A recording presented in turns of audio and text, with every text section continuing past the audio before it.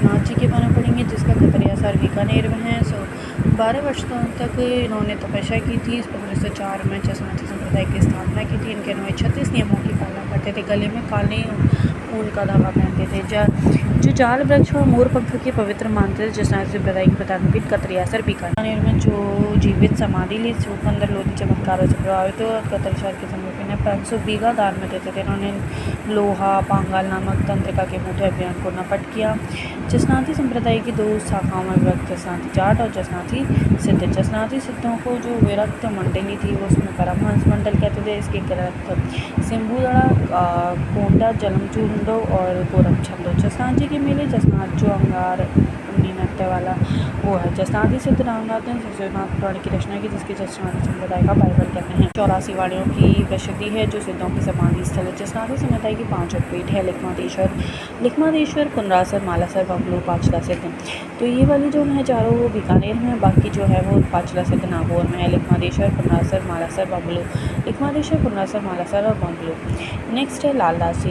लालदास जी का जो जन्म हुआ था वो धौलीदू अलमर में हुआ था। मेव जाति के लकड़हार थे। श्री चामल और ऐसी माता जो समदा गुरु गतन चिश्ती। गुरु से दीक्षा लेने के बाद इन्होंने धौलीदू छोड़ दिया था और इसके पास बांदोली गाँव आ गए और फिर सिलसिला पहाड़ी पर कुटिया बनाकर रहने लगे। धौलीदू छोड़ दिया था और बांदोली आ गए और यहाँ सिलसिला बनाकर कुटिया बनाकर रहने लगे।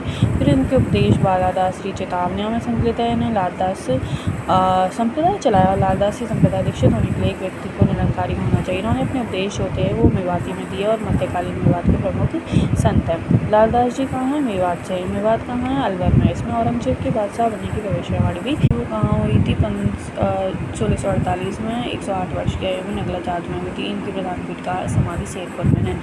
नेक्स्ट आता है इनका मेला जो होता है वो अश्विन शुक्ल त्रयोदशी व माघ पूर्णिमा को लगता है। देन है रज्जब जी जो थे वो सांगनेर जयपुर के थे। ये आमेर के कुछ मुख्य कोतवाल के पुत्र थे और ये पठान थे। इन्होंने अंगबधु नामक ग्रंथि में दादू के उपदेश का संकलन किया। इन्होंने गुरु दादू दयाल इन्हें संवर्ग रजवाणी नामक ग्रंथों की रचना की। ये सजीवन दूल्हे के वेश में रहे, मतलब जो दूल्हे के वेश में रहे ये थे।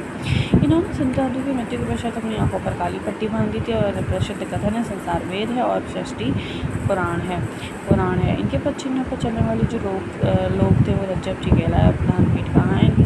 सुंदरदास जी जो थे वो गेटोला दौसा से है और पिता जो थे वो परमानंद, माता जो थी वो सती थी और दादू दयाल थे।